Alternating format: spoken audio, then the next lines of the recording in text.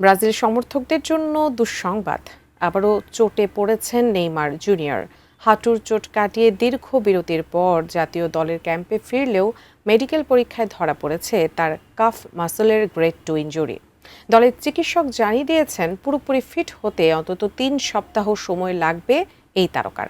কিন্তু প্রশ্ন হচ্ছে, নেইমারকে কি শেষ পর্যন্ত বিশ্বকাপের চূড়ান্ত স্কোয়াড থেকে বাদ দেওয়া হবে? বিস্তারিত জানাচ্ছেন বদিউজ্জামান মিলন।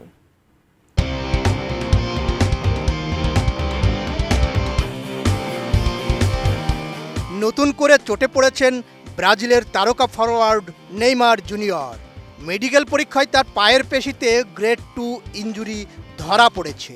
ফলে অন্তত 2 থেকে 3 সপ্তাহ মাঠের বাইরে থাকতে হতে পারে তাকে। এতে বিশ্বকাপের প্রস্তুতি ম্যাচগুলোর পাশাপাশি মরক্কোর বিপক্ষে ব্রাজিলের প্রথম ম্যাচেও তার খেলা নিয়ে অনিশ্চয়তা তৈরি হয়েছে। ব্রাজিল ফুটবল কনফেডারেশন জানিয়েছে 34 বছর বয়সী এই ফরোয়ার্ডের কাপ মাসলে গ্রেড 2 ইনজুরি শনাক্ত হয়েছে। দলের চিকিৎসক রদ্রিগো লাজমার বলেন, পুরোপুরি সেরে উঠতে নেইমারের আরও 2 থেকে 3 সপ্তাহ সময় লাগতে পারে। 2023 সালের অক্টোবরের পর থেকে ব্রাজিল জাতীয় দলের হয়ে আর মাঠে নামেননি নেইমার। উরুগুয়ের বিপক্ষে ম্যাচে হাঁটুর চোটে পড়ার পর দীর্ঘ সময় মাঠের বাইরে ছিলেন তিনি। কোয়ালিটি সম্পন্ন আন্তর্জাতিক মানের still bar CSRM, committed for better still. সংবাদ সম্মেলনের আগে লাসমার জানান, জাতীয় দলের ক্যাম্পে যোগ দেওয়ার পর নেইমারের বিস্তারিত মেডিকেল পরীক্ষা করা হয়। MRI স্ক্যানে দেখা গেছে এটি সাধারণ কোনো ফোলা নয়, বরং পেশিতে গুরুতর চোট রয়েছে। আপাতত তাকে বিশ্রাম ও পুনর্বাসনের মধ্যেই থাকতে হবে। তবে এই চোটের কারণে তাকে চূড়ান্ত স্কোয়াড থেকে বাদ দেওয়া হবে কিনা সে বিষয়ে এখনো কোনো সিদ্ধান্ত হয়নি। এর আগে বিশ্বকাপ উপলক্ষে হওয়া ব্রাজিলের প্রথম অনুশীলনেও অংশ নিতে পারেননি নেইমার। ডান পায়ের কাফ মাসলের সমস্যার কারণে তাকে আরও কিছু পরীক্ষা নিরীক্ষার মধ্য দিয়ে যেতে হচ্ছে।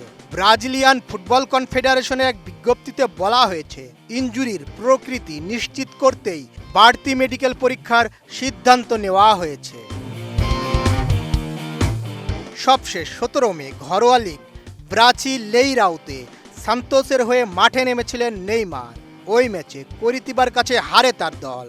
পরে জাতীয় দলের প্রধান চিকিৎসক রদ্রিগো লাসমারের সঙ্গে একটি ক্লিনিকে গিয়ে MRI স্ক্যান করান এই ব্রাজিলিয়ান তারকা। দীর্ঘ সময় পর জাতীয় দলে ফেরার ঠিক পর মুহূর্তেই এমন চোট নিঃসন্দেহে নেইমারের জন্য বড় এক মানসিক ধাক্কা। আপাতত দলীয় চিকিৎসকদের নিবিড় পর্যবেক্ষণে পুনর্বাসনে থাকছেন তিনি। স্কোয়াড থেকে এখনই বাদ না দিলেও আগামী 2-3 সপ্তাহ তার সেরে ওঠার গতি দেখেই পরবর্তী সিদ্ধান্ত নেবে ব্রাজিল ফুটবল কনফেডারেশন। বদিউজ্জামান মিলন, ATN নিউজ।